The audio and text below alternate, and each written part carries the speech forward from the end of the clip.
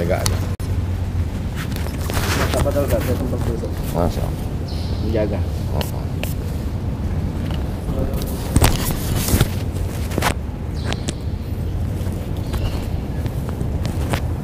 Bismillahirrahmanirrahim. Assalamualaikum warahmatullahi wabarakatuh. Alhamdulillah wassalatu wassalamu ala rasulillah Sayyidina wa maulana Muhammad ibni Abdillah wa ala alihi wa sahbihi wa man tabi'ahu wa mawalah. Yang sama-sama kita hormati Bapak Bupati Penajam Pasir Utara beserta Ibu, Bapak Wakil Bupati, Bapak PLT Sekda, Bapak Ketua DPRD beserta anggota DPRD Penajam Pasir Utara yang hadir pada kesempatan kali ini, Bapak Kepala Kantor Kementerian Agama, Bapak Kepala Dinas, Kepala Badan. Lama juga saya mengingat-ingatnya ini satu persatu. Insya Allah semua yang hadir ini dimuliakan Allah Subhanahu wa Ta'ala. Tadi sudah maju Bapak Bupati, Bapak Haji Abdul Ghafur SEME, yang sebetulnya kalau tidak melihat jabatannya ini sudah melanggar kode etik. Sesama Abdul dilarang saling mendahului. Tapi dalam hadis dikatakan ada 7 golongan yang akan mendapatkan naungan di padang mahsyar pada hari kiamat. Tak ada tempat bernaung kecuali naungan Allah. Sab'atun yudhilluhumullahu fi dhillihi yawma la dhilla illa dhilluh.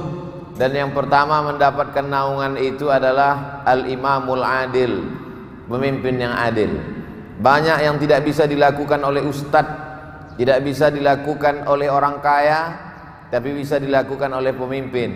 Sekaya-kayanya orang tidak bisa bangun jalan, karena kalau dia bangun jalan itu kurang kerjaan. Jalan itu hanya bisa dibangun oleh kepala daerah.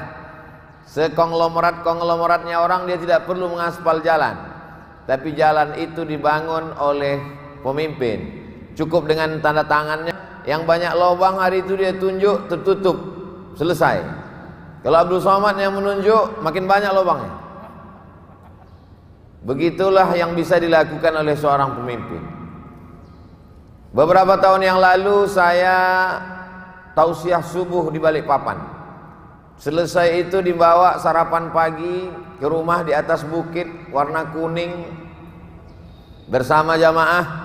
Waktu itu dikatakan kepada saya, Ustaz Somad, ini Pak Fulan tak lama lagi akan mencalonkan diri dalam pemilihan, apalagi menjadi bupati. Rasanya semua sudah cukup. Rupanya ada sesuatu yang tidak bisa dilakukan oleh siapapun. Dan hari ini saya mendengar ceritanya, bagaimana bisa membelikan baju seragam anak sekolah satu kabupaten. Itu hanya bisa dilakukan bupati. Bagaimana bisa memberikan pelayanan kesehatan gratis satu kabupaten. Bagaimana memberikan biaya sekolah gratis. Itu hanya dengan ujung tanda tangan, ujung pena, ujung jari, yang di situ ada amanah yang luar biasa. Mudah-mudahan seluruh bupati, gubernur, wali kota, pemimpin yang diberikan amanah bisa memakai amanah itu menjadi amal soleh insyaallah. Bapak Ibu yang dimuliakan Allah Subhanahu wa Ta'ala, banyak orang yang berpikir kalau dia sudah sholat, dia sudah berzakat, dia sudah puasa wajib, puasa sunat, sudah haji dan umrah, selesai. Untuk dirinya sendiri mungkin selesai. Tapi Islam ini bukan agama egois yang masuk surga sendirian. Islam ini perlu mengajak orang. Saya sebagai ustadz mengajak melalui khutbah, ceramah, tausiah, kultum, pengajian subuh, pengajian zuhur, pengajian duha, pengajian asar menjelang berbuka puasa, pengajian Ramadan, tarawih, iktikaf malam. Tapi itu hanya sekedar himbauan saja, mengajak saja. Tak ada political will, tak ada power kekuatan politik. Hanya himbauan dan ajakan kepada umat sesuai dengan bidang kita masing-masing. Tapi kalau ada segenggam kekuasaan di tangan, maka bisa lebih banyak yang bisa dilakukan. Simpel saja, ambil contoh bayar zakat saja. Saya pulang dari Mesir, pulang dari Maroko 2008, 2009 diangkat menjadi tim sosialisasi Basnas Provinsi, Badan Amil Zakat Nasional. lalu kemudian diangkat menjadi duta Basnas nasional, diberikan sertifikatnya, Ustadz diangkat sebagai duta Basnas. Kemudian tak lama saya tanya ketua Basnas, setelah saya diangkat nih gimana Pak, ada peningkatan? Kata dia begitu-begitu aja Pak Ustadz. Artinya apa? Tidak ada banyak yang bisa dilakukan, hanya bersifat himbauan. Tapi ada salah satu kabupaten, tidak perlu khutbah, tidak perlu ceramah, cukup dengan tanda tangan, dan itu bisa terlaksana. Semua pegawai zakat potong atas. Saya tidak bercerita tentang Pasir karena saya tidak tahu banyak. Baru tadi saya lihat penyerahan, rupanya yang diserahkan itu kartu potong gaji untuk bupati sama wakil bupati. Dan kata Pak Ketua Basnas, 98% ASN di Penajam Pasir Utara sudah potong atas. Kepada seluruh bupati wali kota se-Indonesia yang tidak tahu bagaimana caranya memotong, silakanlah studi banding cara potong memotong ke Penajam. Bisa dipotong 98% dari gaji. Orang berzakat itu ketika dia sampai nisab, dan itu sudah diatur oleh Badan Amil Zakat Nasional Republik Indonesia secara negara, bukan lagi tingkat level kabupaten, kota, provinsi, tapi nasional. Kalau sudah ditetapkan standar angka nominalnya sekian potong atas, maka bayarkanlah. Apakah kami menunggu setahun Pak Ustadz? Kalau setahun, walaupun angka nominalnya sama, kalau 1 bulan dia potong 100.000, 1 tahun menjadi 1.200.000, maka pilih bayar sebulan sekali atau setahun sekali. Saya usulkan sebulan sekali, karena walaupun angkanya 100.000, 1 tahun 1.200.000, itu angkanya sama. 1 bulan 100.000, setahun 1.200.000, tapi setannya beda. Kalau sudah terkumpul 1.200.000, maka datanglah yang berbisik-bisik, harga handphone sekarang sudah turun katanya. Alladzi yuwaswisu fi sudurin nas minal jinnati wan nas. Kalau yang berbisik ini dari kalangan jin, insya Allah kita bacakan ayat kursi selesai. Tapi ini yang berbisik satu ruangan dengan kita. Kita baca ayat kursi lebih hafal pula dia dari kita lagi.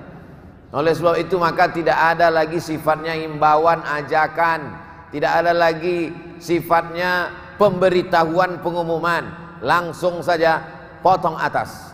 Abdul Somad cerita tentang zakat potong atas di Penajam, mubazir. Innal mubazirin kanu ikhwanas syayatin.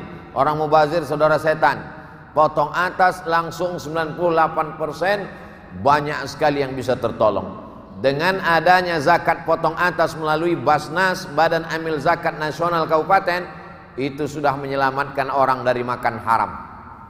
Ada orang yang tidak korupsi, dia tidak nepotisme, dia tidak main proyek, dia tidak buat pungli pungutan liar, tapi dia makan haram. Dari mana dia makan haram? Wa fi amwalihim haqqum ma'lum.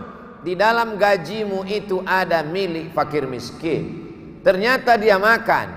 Kalau 1 bulan dia ada wajib bayar zakat 100.000, 1 tahun dia makan duit haram 1.200.000. Apa efeknya? Ayyuma lahmin, setiap daging di badan, nabata min haramin, tumbuh dari yang haram, fannaru aulabi, tempatnya api neraka jahanam.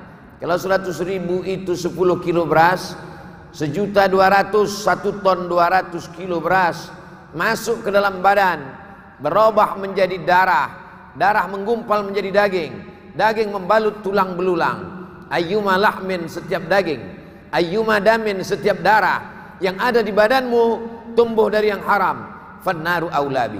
Dari mana saya makan haram? Saya tidak korupsi, saya tidak pungli. Kau makan haram tidak sadar gara-gara makan uang zakat. Maka orang yang makan uang zakat sama dengan uang makan haram. Kalau Allah itu maha kaya, kenapa tidak langsung saja dia kasihkan itu uang zakat kepada fakir miskin? Kenapa mesti dia titip melalui slip gaji kita? Kenapa mesti dia titip melalui kantong kita? Ini namanya ujian. Ada orang diuji kakinya untuk sholat berjamaah, lulus. Diuji matanya untuk sholat tahajud malam, lulus. Diuji untuk iktikaf di masjid 10 malam, lulus. Diuji untuk pergi ke Makkah haji dan umrah, lulus. Tapi ketika diuji dengan gajinya menyisihkan zakat, disitulah kumat penyakit aslinya. Bakhil, pelit, medit, kedekut, dan seterusnya. Tentu di pasar ada bahasa khusus untuk itu. Saudara yang dimuliakan Allah Subhanahu wa taala, dengan adanya peraturan daerah atau instruksi bupati melalui Basnas, zakat potong atas, terselamatkanlah. Walaupun awalnya mungkin berat. Berapa banyak orang potong atas dia tidak mau. Bahkan dia ejek, apa ini agama Islam ini berat sekali. Sudahlah potong bawah, potong atas pula lagi kata dia. Padahal sesungguhnya itu menyelamatkan dia dari azab Allah Subhanahu wa taala. Poin yang kedua, walladzina yaknizuna adh-dhahaba wal fiddah. Orang-orang yang menumpuk emas, menumpuk perak, menumpuk duit, menumpuk gaji, tidak dikeluarkan zakatnya. Apa kata Allah Ta'ala? Fabashshirhum bi'adzabin alim. Sampaikan kepada mereka kabar gembira tentang azab yang amat sangat menyakitkan. Azab kenapa disebutkan kabar gembira?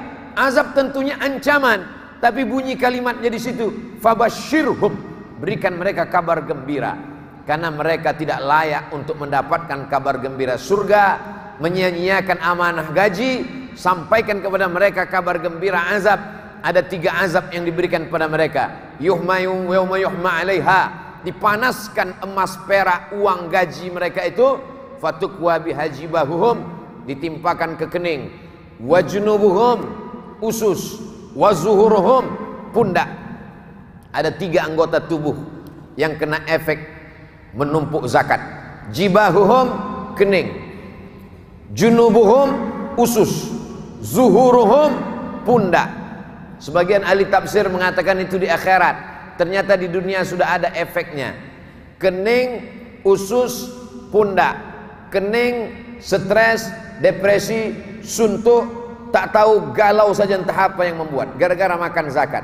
Yang kedua, usus, lambung, mah akut, tiba-tiba gembung, semua sudah masuk tetap terasa lapar. Kemana-mana bawa tas, disangka orang isinya laptop, rupanya roti gabin. Usus dipotong, kanker usus dan lain sebagainya. Otak, kening, usus, pundak, sakit tulang, sakit kekurangan tenaga, kehilangan kemampuan untuk bergerak, macam-macam datang. Kenapa? Karena uang zakat itu kalau tidak dikeluarkan, dia akan keluar dengan caranya sendiri. Uang zakat bukan uang kita, milik orang lain. Kalau tidak dikeluarkan, sedaya upaya kita simpan, dimasukkan ke dalam laci, dimasukkan ke dalam lemari, dimasukkan ke dalam kamar, dimasukkan ke dalam rekening bank, dia akan keluar dengan caranya sendiri. Bisa dalam bentuk sakit, bisa dalam bentuk musibah, bisa dalam bentuk kelaparan, bisa dalam bentuk kerugian, lebih banyak daripada yang kita simpan. Yang tidak percaya, tes, coba sendiri, kita lihat tahun depan. Tapi insya Allah rasa-rasanya dengan dibayarkannya ke Basnas selamat. Tapi ini baru ASN. Bagaimana dengan perusahaan-perusahaan? Bagaimana dengan bisnismen? Bagaimana dengan usahawan? Bagaimana dengan investor-investor? Belum bisa diikat oleh ikatan yang ketat sebagaimana ikatan untuk ASN. Tapi insya Allah kesadaran, kita cerdaskan umat melalui ceramah tausiah. Umat ini diselamatkan melalui 2 jalur. Jalur atas dengan aturan, dengan undang-undang, dengan perda, perbub, perwaku. Dari bawah melalui khutbah. Tapi melalui khutbah umat tidak bisa dicerahkan. Kenapa? Khutbah Idul Fitri tak jadi terlaksana karena Covid. Di beberapa daerah sholat Jumat pun tidak terlaksana. Dulu ada pengajian, sekarang pengajian tertutup. Tadi Pak Bupati mengatakan, Ustaz Abdul Somad, di masjid kita tidak bisa ramai. Memang sudah begitu di beberapa daerah. Kenapa? Karena protokol kesehatan. Saya menduga ini sudah ramai sekali. Karena di beberapa daerah memang kita perwakilan-perwakilan saja. Semuanya online. Mudah-mudahan nanti kita masuk surganya tidak online. Saudaraku yang dimuliakan Allah Subhanahu wa taala. Azab yang ketiga bagi orang yang tidak mau berzakat. Dia angkat tangannya ke langit berdoa, ya Rab. Rajulun, ada seseorang, As'as, rambutnya kusut, aghbar, berdebu. Kenapa rambutnya kusut? Karena dia tidak mandi. Kenapa rambutnya berdebu? Karena dia takut menyisir. Kenapa tidak dia sisir? Karena kalau dia sisir rambutnya gugur, dia bayar dam. Dia sedang ihram, dia sedang umrah, dia sedang pakai pakaian ihram, tawaf dan sa'i. Dia tidak mandi, takut menyisir rambutnya, karena kalau gugur bulu dari badannya, dia akan kena denda. Di tempat yang suci, dalam ibadah yang suci, diangkat tangannya berdoa ke langit, ya Rab, ya Rab. Doanya tak dikabulkan Allah. Apa sebab doa tak dikabulkan Allah? Padahal berada di tanah suci, dalam ibadah yang suci, di samping Ka'bah, dekat dengan tempat suci. Mengapa doanya tak dikabulkan Allah? Ada 4 sebab. Mat'amuhu haram, makanannya haram. Masrabuhu haram, minumannya haram. Malbasuhu haram, pakaiannya haram. Wa ghudhiya bil haram, diberikan makanan haram. Saya tidak pernah korupsi, saya tidak nepotisme, saya tidak melakukan pungli. Kapan saya makan haram? Akibat tadi tidak membayar zakat. Alhamdulillah yang sudah membayar zakat, bersyukur kepada Allah. Yang belum membayar zakat, segera kartu bisa diurus. Tapi tentu kartunya tidak sebesar kartu Pak Bupati dan Wakil Bupati tadi. Itu kartu secara simbolis untuk menunjukkan kepada masyarakat bahwa kita taat pajak dan juga taat zakat. Apa beda pajak dengan zakat, Pak Ustadz? Pajak dipungut oleh negara, dibayarkan kepada seluruh warga negara, tidak melihat agamanya. Selama dia warga negara Kesatuan Republik Indonesia, dia bisa menikmati pajak. Tapi zakat tidak demikian. Zakat hanya dinikmati oleh 6, 7, 8. Siapa dia? Innamas shadaqatu lil fuqara wal masakin wal amilina 'alaiha wal mu'allafati qulubuhum wa fir riqab wal gharimin wa fi sabilillah wa ibnis sabil. Yang ketujuh, fi sabilillah. Fisabilillah, semua jalan mengagungkan agama Allah mendapatkan zakat. Makanya anak-anak Malaysia dulu, teman-teman kami waktu kuliah di Kairo, hidupnya makmur, naik taksi, duitnya banyak. Kenapa? Karena mendapatkan zakat dari kerajaan Selangor, dari Kelantan, dari Kedah, dari berbagai macam tempat mereka di Malaysia. Alhamdulillah, saya mendapat video, 3 kiriman video dari adik-adik kelas saya di Kairo. Ternyata mereka juga mendapatkan beasiswa dari Pemda Kabupaten Penajam Pasir Utara. Ini jangan-jangan Ustadz ini menggada-gada. Ada, masih ada, saya simpan videonya. Paket pula habis.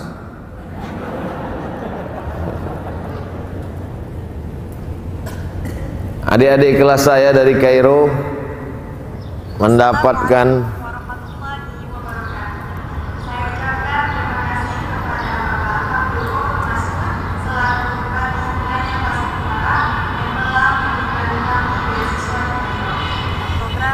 kami mendapatkan beasiswa. Nanti saya share ke grup-grup bapak-bapak, ibu-ibu. Mereka sedang belajar di Kairo. Saya ketika mendapat video ini sakit hati saya, karena saya 4 tahun di Mesir tak ada seperak pun dapat beasiswa. 4 tahun di Mesir, berangkat tidak diantar, pulang tidak dijemput, tak dikirim duit seperak pun. Setelah pulang diundang ceramah ke Pemda, apa kata mereka? Inilah kader yang kita kirim dulu. Dalam hati saya, entah siapa yang ngirim. Berapa senangnya hati anak-anak. Mereka akan pulang membangun negeri ini. Tidak seperti Abdul Somad beberapa tahun yang lalu, berangkat 98 pulang 2002. Selesai itu pergi lagi ke Maroko, selesai itu pergi lagi ke Sudan. Tapi memang nasib orang macam-macam. Kalau ada tuah di badan, pasir digenggam menjadi intan. Inilah orang-orang bertuah dari Penajam. Dulu dikatakan dia, kalau orang Balikpapan berkata, orang mana itu? Orang seberang. Akhirnya dia menjadi ibu kota kabupaten dan lama-lama menjadi ibu kota. Masya Allah, tabarakallah. Dan cita-cita pula tinggi 150 meter tinggi, tower menara bertuliskan Allah dan Muhammad. Kalau panjanglah umur saya, ingin juga saya naik ke tower itu, bisa menengok atap rumah saya di Riau. Saudara yang dimuliakan Allah Subhanahu wa taala, orang yang tidak pernah punya mimpi, maka dia tidak akan pernah punya mimpi menjadi kenyataan. Semua mesti berawal dari mimpi-mimpi, keinginan-keinginan. Semua orang akan mencemooh, akan mengejek, akan mengolok. Apa itu? Tapi nanti kalau sudah terwujud, berdirilah menara 150 meter, semua akan berkata, tahu kamu di mana menara itu? Oh ya, dari Penajam Pasir Utara. Ustaz Abdul Somad pernah naik ke sana? Hampir nyaris. Saudara yang dimuliakan Allah Subhanahu wa taala, ini baru satu aspek zakat. Saya tidak bercerita tentang sholat berjamaah, karena sholat berjamaah sekarang orang ketakutan, takut Covid dan lain sebagainya. Insya Allah kita ikuti protokol kesehatan, jaga jarak. Maka di masjid kita yang cantik megah ini kita jaga jarak. Jangan duduk yang sudah ada kali-kalinya ini. Ya, jadi tinggal duduk saja, sajadahnya sudah bagus, masjidnya cantik, pintunya replika Masjid Nabawi. Siapa yang rindu ke Masjid Nabawi, datang sajalah ke masjid di Pasir. Tengoklah pintunya cantik luar biasa. Menengok ini pintunya mesti dikunci double karena emas banyak sekali di dalam ini. Kalau mau rahmat Allah Ta'ala turun, muliakan rumah Allah, muliakan masjid. Dengan cara apa? Jangan sampai orang melihat masjid, rumah-rumah pejabatnya mewah, malnya tinggi, tapi masjid macam sarang merpati, ditinggalkan. Tapi ketika saya datang kemari, Penajam tidak demikian. Justru saya belum menengok mall, lampu merah pun baru satu jumpa tadi, tapi masjidnya megah cantik luar biasa. Ini cara untuk mengundang turunnya rahmat Allah Subhanahu wa taala. Bersih dari sampah, bersih dari kotoran, dan bersih dari Covid. Kenapa? Karena sebelum masuk entah beberapa kali periksa tadi. Tangan diperiksa, Abdul Somad 35 derajat Celcius, silakan masuk naik. Lalu kemudian dikasih hand sanitizer. Biasanya habis cuci tangan makan, ini cuci tangan aja. Lalu kemudian setelah itu langsung pula masuk ke dalam kotak. Lama juga dicuci kita di situ. Setelah dinyatakan bersih, barulah naik ke atas. Jadi tak ada ragu sedikit pun. Kita tetap ikut protokol kesehatan, menjaga jarak, mencuci tangan, memakai masker. Katanya pakai masker, kenapa Ustaz tak pakai masker? Saya tadi pakai masker, tapi kalau saya pakai terus nanti suara saya tak jelas, tak apa-apa yang saya katakan. Saya pakai masker tadi, di pintu sampai ke sini saya pakai masker. Saya dengar ada satu bapak yang mengatakan, tak nampak wajah Ustaz Somad, kata dia. Itu maka saya buka. Tapi insya Allah jarak kita jauh. Sampai hari ini belum ada ditemukan teori bahwa Covid bisa terbang. Covid hanya bisa pindah masuk melalui mulut dan hidung. Maka bapak tutup mulut, tutup hidung. Sampai hari ini Covid belum bermutasi masuk melalui telinga. Alhamdulillah. Kalau Covid masuk ke telinga, tak ada ceramah, karena telinga itu sumbat semua. Saudaraku yang dimuliakan Allah Subhanahu wa taala, sampai kapan Covid ini berakhir? Wallahu alam bisawab. Kalau ditunggu-tunggu kita stres, kalau ditunggu-tunggu kita depresi.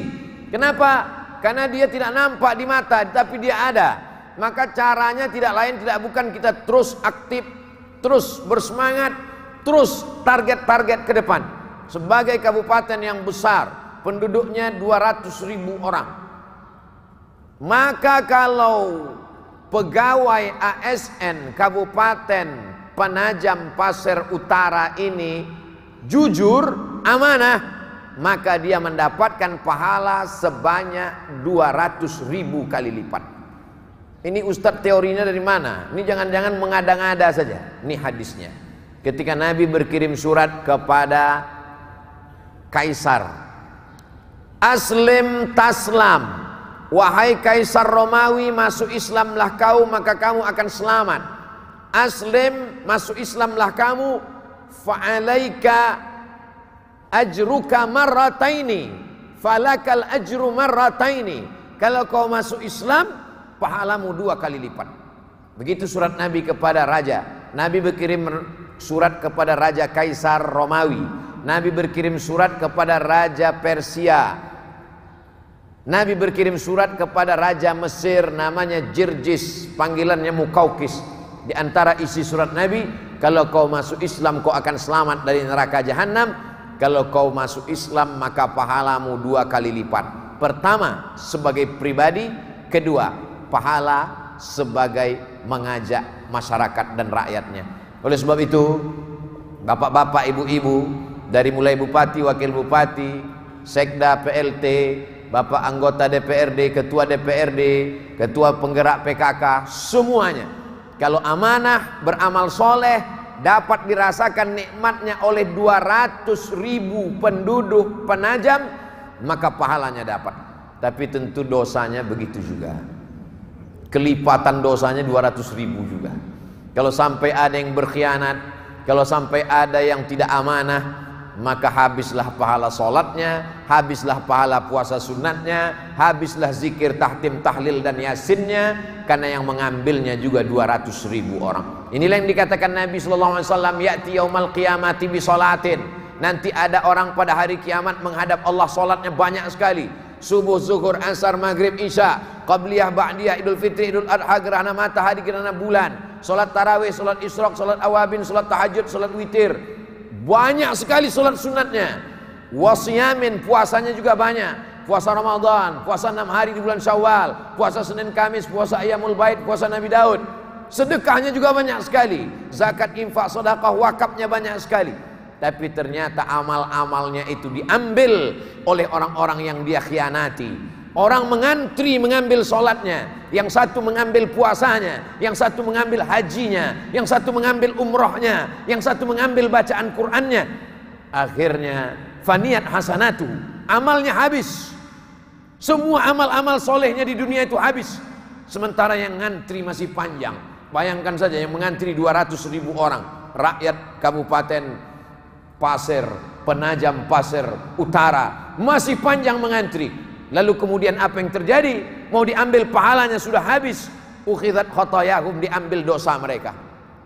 Dosa orang yang dia khianati, dosa orang yang dia zolimi, dosa orang yang dulu dia buat susah, dosa orang yang dulu dia buat lama-lama. Kalau bisa dipersulit, kenapa dipermudah? Maka diambil dosa mereka, turihat ilaih, dicampakkan kepada dia, summa turiha finnar, lalu dia pun dimasukkan ke dalam neraka jahanam.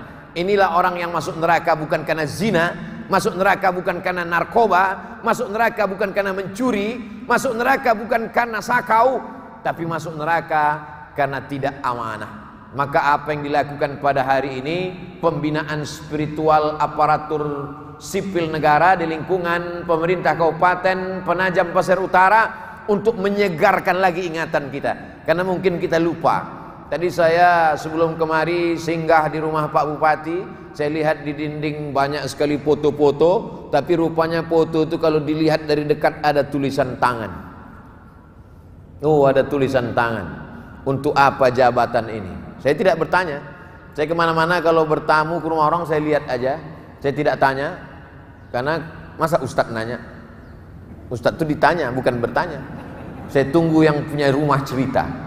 Oh, rupanya ini sengaja ditulis untuk mengingatkan. Jadi setiap kali foto itu dilihat, diingatkan oleh tulisan kita sendiri, jabatan ini untuk apa yang akan dipertanggungjawabkan di hadapan Allah Subhanahu wa taala.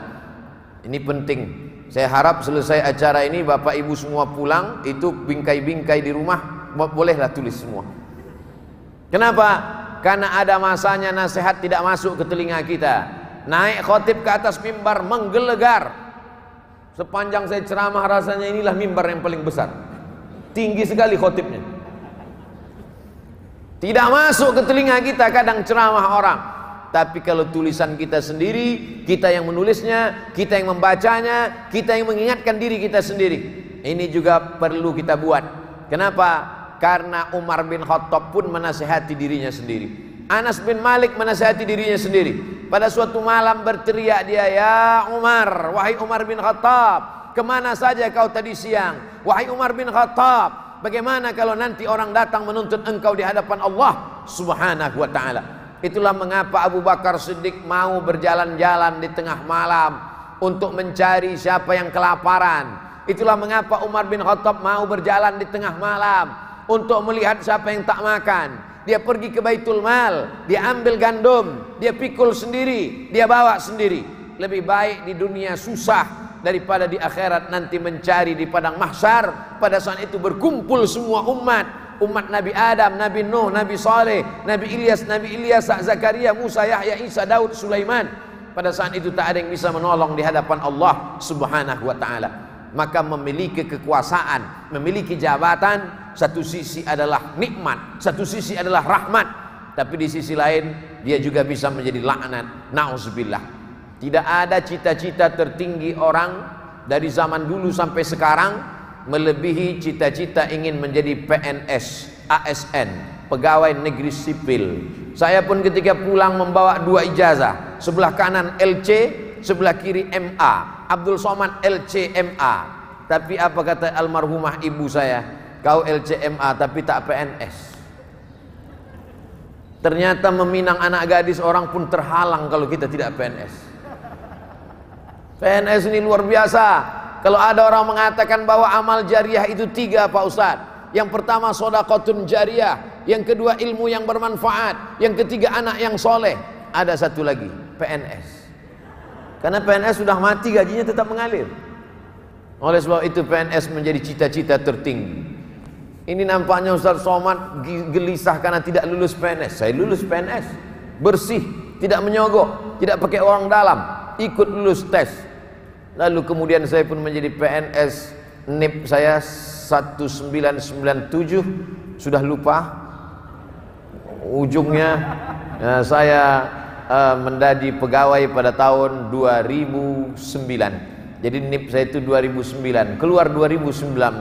Ditakdirkan Allah hanya 10 tahun saja mengabdi kepada negara. Tapi bagi saya pengabdian tidak hanya saat menjadi PNS. Hari ini pun saya tetap mengabdi di masjid, di musola, di rumah Quran, di mana saja menjadi pengabdian. Tapi bapak-bapak ibu yang sudah dituliskan Allah Subhanahu wa taala, pengabdian bapak ibu adalah di pemerintahan kabupaten ini, maka jadikan ini sebagai amal soleh.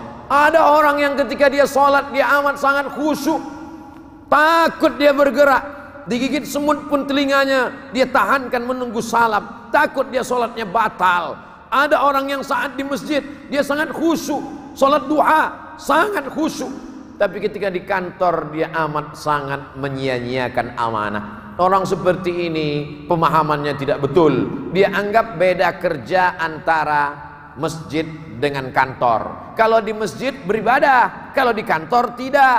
Kalau sedang sholat beribadah, kalau sedang kerja tidak. Padahal dalam Islam diajarkan semua hidup ini adalah ibadah. Berangkat dari rumah, pergi pagi pulang petang, masuk jam 8 pulang jam 4, cek log pagi, cek log siang, maka sesungguhnya itu juga adalah ibadah. Tapi bedanya ini ibadah yang sifatnya mahdhah. Salat, zikir, baca Quran, bayar zakat, pure, original, murni 100% ibadah. Tapi masuk kantor, keluar kota, urusan, buat laporan, program ke depan, visi misi, maka ini juga adalah ibadah, tapi bukan yang pure murni ibadah. Dia adalah aktivitas bernilai ibadah. Makan juga ibadah. Kalau disebut nama Allah maka makan itu menjadi ibadah. Allahumma barik lana fima razaqtana wa qina azabannar. Tidur pun ibadah. Tidur itu berubah menjadi ibadah ketika disebut nama Allah. Bismika Allahumma ahya wa amun. Musafir pun menjadi ibadah. Bapak ibu ada tugas ke Jakarta, ada urusan ke kantor dinas, ada urusan di kementerian, maka dia menjadi ibadah dengan syarat menyebut nama Allah. Bismillah tawakkaltu ala Allah la haula wala quwata illa billah. Lalu di antara ibadah ini mana yang bisa menolong kita di hadapan Allah? Kita tidak tahu.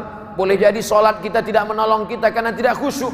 Boleh jadi zakat kita tidak menolong kita karena tidak ikhlas. Tapi orang yang pernah kita permudah urusannya, orang yang kita mudahkan urusannya, man yassara an mu'sirin, siapa yang memudahkan urusan orang di dunia, yassarallahu anhu yaumal qiyamah, dimudahkan Allah urusannya pada hari kiamat. Man farraja an muslimin kurbatan min kurabid dunya, orang yang memudahkan satu urusan makhluk Allah di dunia, satu kesulitan, farrajallahu anhu kurbatan min kurabi yaumil qiyamah, dimudahkan Allah untuknya satu urusan dari urusan hari kiamat. Kita masih banyak urusan lagi Bapak Ibu, urusan sakaratul maut, urusan menghadapi pertanyaan mungkar nakir, urusan azab kubur, urusan bangkit dari kubur padang mahsyar, urusan menunggu pengadilan mahkamah Allah Subhanahu wa taala, urusan meniti titian siratal mustaqim, urusan menimbang amal, urusan bagian kitab, dibagi kitab catatan amal baik buruk kita, urusan hisab, sampai akhirnya kita lulus semua itu. Mana? Solat kita belum tentu memudahkan, zikir kita belum tentu, tapi ketika kita beramal, ikhlas menolong orang, melepaskan kesulitan orang, membantu, maka sesungguhnya kalau dikatakan kita sebagai pelayan masyarakat, sesungguhnya kita sedang melayani diri kita sendiri karena memudahkan urusan kita di hadapan Allah Subhanahu wa taala. Bapak Ibu yang dimuliakan Allah Subhanahu wa taala, PNS menjadi nikmat. Banyak orang menganggap biasa-biasa saja. Kalau Bapak Ibu mau tahu PNS itu nikmat apa tak nikmat, tanyalah sama orang yang tes PNS 10 kali tak lulus-lulus. Betapa dia nikmat itu baru terasa nikmat kalau dia tidak ada pada diri kita. Telunjuk ini kita tidak anggap dia sebagai nikmat. Kapan dia terasa nikmat? Ketika dia luka, ketika dia terkilir, ketika dia patah, ketika dia putus, nauzubillah, baru terasa nikmat. Begitu juga dengan ini. Lulus PNS setahun, 2 tahun, 5 tahun, 10 tahun, gaji mengalir, kerja tak kerja, gaji tetap ada, maka orang menganggap ini biasa-biasa saja. Tapi ketika orang lulus, tidak lulus bertahun-tahun, atau dia pernah kena skor, atau dia sakit terbaring, maka sesungguhnya teguran-teguran Allah itu datang untuk mengingatkan kita. Karena nikmat itu ketika kita putar keran air mengalir, ketika kita putar keran air mengalir, kita menganggap keran air tidak nikmat. Tapi begitu kita putar mati, barulah kita sadar nikmat sedang putus. Ketika kita petik tepi, lampu hidup. Ketika kita petik stop kontak, lampu menyala. Kita tidak menganggap dia nikmat. Tapi ketika kita petik dia mati gelap, barulah kita sadar bahwa dia nikmat. Ustaz Abdul Somad baru terasa mikrofon ini nikmat kapan? Ketika mikrofon ini mati, baterainya habis. Barulah terasa mana nikmat suara. Hilang, orang tak dapat mendengar. Maka ada kalanya kadang nikmat itu dicabut sedikit oleh Allah Subhanahu wa taala. Coba kita renungkan, berapa saudara kita yang meninggal karena Covid, berapa yang terbaring di rumah sakit di ICU, berapa yang tidak terselamatkan. Itu semua menjadi iktibar pelajaran. Satu sisi Covid ini memang musibah, wabah, pandemi seluruh dunia. Tapi di sisi lain juga wadah untuk kita merenung sejenak betapa dulu kita menunggu tua baru mati, menunggu pensiun baru mati. Sekarang tetangga kita, kawan kita, sekantor, satu sekolah, sekampung halaman, tidak menunggu pensiun, tidak menunggu tua. Kalau dihitung uban mungkin banyak lagi uban kita dari dia, tapi dia lebih dulu meninggal daripada kita. Kenapa kita yang disangka orang kurus, disangka orang sudah lama mati, tapi sampai hari ini masih tetap tegak berdiri? Tujuan Allah Ta'ala membuat kita hidup tak lain tak bukan alladzi khalaqal mauta, Allah menciptakan hidup, wal hayata, Allah menciptakan mati. Untuk apa? Liyabluwakum ayyukum ahsanu amala, karena Allah ingin melihat kita beramal soleh. Bagi yang down, kurang bersemangat, menganggap hidup ini biasa-biasa saja, bersemangatlah. Karena dengan semangat itu kata Allah Ta'ala melalui lisan Nabi Muhammad SAW, la ta'jaz, jangan merasa lemah. La ta'jaz, jangan merasa lesu, bersemangat. Kenapa? Karena sampai masanya kita tak lagi bisa beramal. Sampai-sampai penghuni neraka itu berkata, Rabbana absarna, mata kami sudah melihat azab neraka, wa sami'na, telinga kami sudah mendengar pekikan teriakan mereka, farji'na, balikkan lagi kami ke dunia ya Allah. Mereka ingin minta kembali ke dunia. Memangnya kalau kembali ke dunia mau apa kata Allah? Na'mal salihah. Mereka ingin ke dunia cuman permintaannya cuman satu saja, na'mal salihah, kami ingin beramal soleh, kami ingin sholat sunat duha, kami ingin sholat sunat tahajud, kami ingin menolong saudara kami ingin bangun masjid, kami ingin buat rumah Quran. Tapi saat itu penyesalan tak lagi bermakna. Sampai masanya kita akan berhenti pensiun mati. Sampai masanya kita akan meninggalkan jabatan ini, paling lama 1 periode, 2 periode. Apa yang kita tinggalkan? Kalau sempat membangun masjid, alhamdulillah. Kalau sempat membangun pondok pesantren, alhamdulillah. Kalau sempat membuat setiap daerah buat rumah Quran per kecamatan, lebih banyak lagi per kelurahan, lebih banyak lagi per RW, alhamdulillah. Sehingga anak-anak selamat dari buta huruf Al-Quran. Kalau sempat kita buatkan aturan, anak SD tidak boleh masuk SMP sebelum dia punya ijazah MDA. Masya Allah, tabarakallah. Anak SMP tidak boleh masuk SMA sebelum dia selamat dari buta huruf Al-Quran. Keterpaksaan, orang tua akan marah, akan komplain. Apa ini Pemda? Ngapa urus-urus sekolah anak kami? Masalah urusan anak kami, biarlah kami urus sendiri. tapi nanti diam-diam mereka akan malu di tengah malam. Kalau tidak adalah aturan kemarin, mungkin anak kami tak pandai baca Quran.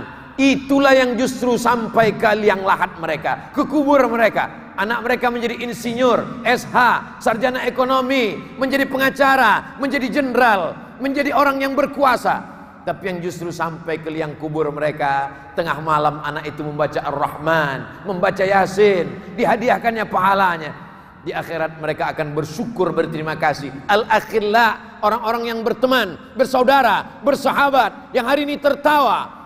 Di akhirat mereka akan bermusuhan. Gara-gara kamulah saya korupsi, gara-gara kamulah saya pakai sabu narkoba, gara-gara kamulah saya buat dosa. Mereka akan berkelahi di hadapan Allah, mereka akan bertengkar di hadapan Allah. Illal muttaqun, kecuali yang bertakwa. Orang bertakwa di hadapan Allah saling memuji, saling berterima kasih. Terima kasih Bapak, gara-gara Bapak saya bayar zakat. Terima kasih Pak, gara-gara Bapak anak saya selamat dari buta huruf Al-Quran. Terima kasih Pak, gara-gara Bapak anak saya bisa kuliah. Terima kasih Bu, gara-gara Ibu anak saya pakai hijab jilbab panjang menutup aurat. Maka selagi ada kesempatan, masih dititipkan Allah ruh ke dalam jasad, masih diizinkan Allah kita bernafas, pakailah setiap hembusan nafas itu adalah zikir. Setiap gerak kaki itu adalah tahmid. Zikir bukan cuma subhanallah, zikir bukan cuma alhamdulillah, zikir bukan cuma Allahu Akbar. Setiap tanda tangan adalah zikir, setiap program-program adalah fikir, setiap diamnya bermakna, setiap geraknya pun bernilai amal soleh. Sampai akhirnya kita menghadap Allah dalam keadaan husnul khatimah. Anak cucu kita akan berkata, itu masjid dibangun pada masa si fulan, itu pondok pesantren dibangun pada masa si fulan, itu Islamic Center dibangun. Kita tidak pernah minta sebut nama kita, kita tidak pernah minta supaya diabadikan, tapi mereka akan mengenang sepanjang zaman. Maka buatlah amalan-amalan yang kira-kira tidak akan hilang. InsyaAllah tabarakallah, kalau ini kita lakukan, bermaknalah hidup kita. Kalaulah hidup ini cuma sekolah, tamat sekolah kerja, habis kerja dapat gaji, selesai dapat gaji bangun rumah, beli mobil, punya keluarga, nikah, punya anak. Apa beda kita dengan kucing, anggora yang dikasih makan, dikasih kandang? Kalaulah hidup ini cuman kerja, makan, uang, prestasi, apa beda kita dengan ikan mas koki arwana dalam akuarium orang kaya? Tak ada beda. Kasih makan pagi, kasih makan, mati listrik, mati semuanya. Selesai. Hidup ada cita-cita, hidup ada visi misi, menegakkan, mensiarkan agama Allah, menampakkan kebanggaan, sehingga nanti sampai masanya anak cucu kita bangga menjadi seorang muslim, bangga menjadi orang penajam, bangga menjadi orang yang di kampung halamannya ada menara 150 meter, bangga menjadi orang yang masjidnya besar, megah dan mewah. Kamu dari mana? Saya dari Penajam Pasir Utara Pak Ustadz. Oh ya, saya pernah tausiah di sana. Masjidnya megah cantik, cuman jamaahnya tak ada. Oh iyalah Pak Ustadz, waktu itu Ustadz datang kan sedang Covid. Iya betul. Waktu itu Ustadz Somad sudah pikun, sudah tidak ingat lagi waktu itu dia datang Covid atau tidak.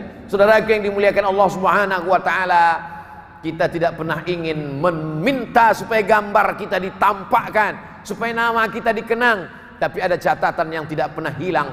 Itulah dia catatan, inna alaikum lahafizin. Bersama kamu ada malaikat kiraman katibin. Mereka mencatat, mereka menulis. Ya'lamuna ma taf'alun. Andai tidak ditulis oleh malaikat sekalipun, tetap Allah Subhanahu wa taala Maha tahu. Wa na'lamu ma tuwaswisu bihi nafsuh. Kami tahu apa yang berbisik-bisik. Jangan kasih anak kita makan haram. Sudah kita sekolahkan tapi dia tidak juga mau menghadap Allah. Mungkin salahnya bukan guru di pesantren, tapi salahnya karena kita kasih makan haram. Sepiring nasi yang halal berasnya, halal airnya, tapi dibeli dari uang haram, berubah sepiring nasi itu menjadi darah.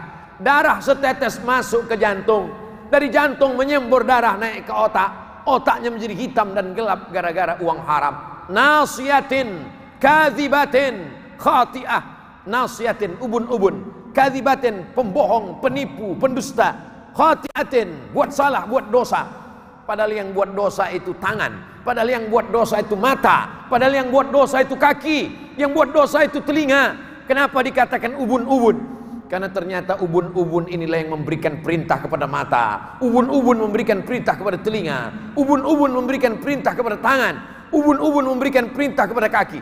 Itu makanya kalau kurang darah naik ke otak, orang kena stroke ringan. Maka kita diingatkan selalu bersujud supaya darah tetap mengalir ke otak. Kita selalu ruku supaya darah mengalir. Kita selalu meregangkan lutut, tulang belakang, sendi-sendi bergerak supaya darah kita mengalir. Tapi yang lebih penting daripada itu adalah bahwa darah yang mengalir ke otak, ke sumsum, ke tulang belakang adalah darah-darah yang halal, bukan darah kotor, bukan darah haram. Ketakutan kita kepada anak-anak kita tidak makan, takut anak kita tidak sekolah, menjerumuskan kita menghilangkan ketakutan kepada Allah Subhanahu wa taala. Kuatkan takutmu kepada Allah supaya kecil dunia ini dalam pandangan hatimu. Kuatkan takutmu kepada Allah supaya hilang ketakutanmu melihat dunia. Takut semua orang yang makan haram, kerja haram, pungli haram, korupsi haram, itu semua berawal dari ketakutan. Takut nanti kalau pensiun tidak makan, takut nanti anak-anak tidak sekolah, takut nanti kalau dia tidak. Padahal kita selalu berkata ya Rabb. Ketika kita katakan ya Rabb, saat itu kita sedang mengatakan tiga. Ya Rabb, Engkau yang menciptakan aku.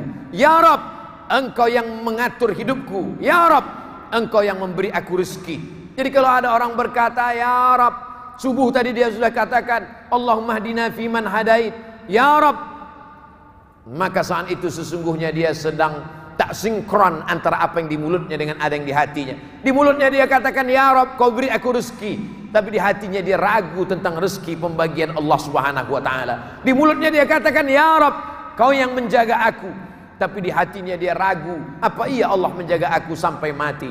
Maka sesungguhnya ini harus terus dihangatkan. Ada kajian-kajian. Sebodoh-bodohnya laki-laki yang baligh berakal, dia tetap mendengarkan wasiat takwa dari khotib hari Jumat. Khotib berpesan, ittaqullah, wahai laki-laki yang ada di masjid, takutlah kepada Allah. Lalu perempuan tidak mendengar wasiat itu. Ya, perempuan menunggu di rumah. Dia tunggu suaminya pulang sholat Jumat. Setelah itu suaminya pun berpesan, wahai istriku, khotib tadi mengatakan, takutlah kau kepada Allah. Perasaan Jumat yang lalu itu juga pesannya. Iya, karena isi khutbah itu cuma itu yang kuingat. Takutlah kau kepada Allah Subhanahu wa taala. Kenapa demikian? Karena seorang istri mendengarkan ucapan suaminya, seorang suami walaupun dia pejabat, walaupun dia penguasa, dia mendengarkan khotib. Khotib pula mendengarkan dari guru-gurunya, gurunya mendengarkan dari gurunya, sampai kepada tabi'in mendengarkan kepada sahabat, sahabat mendengarkan kepada Sayyidina Maulana Muhammad sallallahu alaihi wasallam. Pasir Penajam, Pasir Utara akan tetap dilindungi Allah. Syaratnya cuma dua saja, tak banyak. Walau anna ahlal qura amanu, kalau penduduk negeri ini pertama beriman, yang kedua awattaqau, bertakwa. Kalau kau beriman, percaya kepada Allah, bertakwa, buah dari imanmu kau takut kepada Allah, takut makan haram, takut kerja haram, takut buat haram, takut buat maksiat, la fatahna alaihim barakatin, akan kami bukakan barakah-barakah minas sama, dari langit, wal ard, dari bumi. Walakin kadzabu, tapi kalau kau dustakan ayat-ayat kami, kata Allah, akhadnahum, kami cabut nikmat ini berubah menjadi laknat, maka tak ada yang tersisa kecuali hanya hidup yang hampa. Hidup pernah sejenak berjalan di atas muka bumi Allah, rumah kantor, rumah kantor, rumah kantor, rumah kantor, pensiun, stroke, sakit, mati, selesai. Apa yang pernah kita petik dari hidup? Jalan sana, jalan sini, jalan sana, jalan sini, selesai, mati. Ustaz Abdul Somad juga begitu, ya. Dari Pekanbaru pergi ke Jakarta, pergi ke Balikpapan, pergi ke Pasir, pergi ke Penajam, pergi ke Samarinda, habis itu juga akan mati. Kita semua akan mati menghadap Allah. Masalahnya bukan mati. Banyak orang sekarang berani, saya berani mati Pak Ustaz. Tidak berani pun mati juga. Mau berani tak berani tetap mati. Yang jadi masalah adalah apa bekal yang kau bawa menghadap Allah Subhanahu wa ta'ala. Kalau hanya gara-gara kerja sholat tinggal, ingat, saat kau mati penggantimu sudah siap menggantikan. Jangankan saat kau mati, saat kau masuk ICU pun jabatanmu sudah digantikan orang. Kalau gara-gara kerja lalu kemudian tinggal puasa, ingat, man mata, siapa yang mati, wa alaihi syamun, punya utang puasa, soma anhu waliyuhu, dia tetap punya utang, puasanya wajib digantikan ahli warisnya. Kalau hanya karena kerja lalu kemudian tidak bersolawat, ingat, maka sesungguhnya kedudukanmu di dekat Nabi sallallahu alaihi wasallam tergantung sebanyak apa sholawatmu di hadapan Allah. Silakan punya jabatan apapun, tapi berpikir berapa masjid aku bangun, berapa anak yatim aku sekolahkan, berapa anak tidak mampu bisa gratis, berapa anak-anak calon ulama yang akan dikirimkan ke Al-Azhar Kairo belajar S1, S2 dan S3. Mereka nanti akan kembali membangun Panajam, membangun spiritual. Mereka pulang tidak membangun jembatan. LCMA doktor yang akan pulang dari Al-Azhar, adik-adik kelas saya yang diberi beasiswa tadi, mereka pulang tidak akan membangun tol, tapi mereka membangun orang-orang yang akan membangun jembatan dan tol. Mereka tidak membangun menara, tapi mereka membangun arsitek jiwa yang terkandung dalam lagu kebangsaan Indonesia Raya. Bangunlah jiwanya, bangunlah badannya. Masalah gizinya, masalah badannya, itu urusan puskesmas, dinas kesehatan. Tapi masalah jiwanya urusan Kementerian Agama. Masalah jiwanya urusan Muhammadiyah dan Nahdlatul Ulama. Masalah jiwanya, spiritualnya, inilah domain yang mesti dibangun terus. Kalau hanya sekedar pintar, Google jauh lebih pintar. Kalau cuman tahan berceramah, ada yang lebih kuat ceramah dari Abdul Somad. Siapa dia? youtube.com. Tapi membangun kesadaran, membangun kepedulian, membangun rasa kebersamaan, merasakan perasaan orang lain, disitulah beda kita dengan laptop, itulah beda kita dengan komputer, itulah beda kita dengan makhluk yang lain. Kalau hanya isi otaknya dosa saja, setan. Kalau isi otaknya baik saja, malaikat.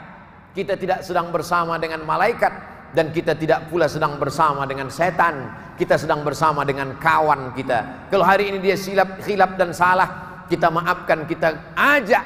Dakwah bukan mengejek, dakwah mengajak. Dakwah bukan memukul, tapi dakwah merangkul. Mengajak melalui dakwah, mengajak sesuai dengan kemampuan kita masing-masing.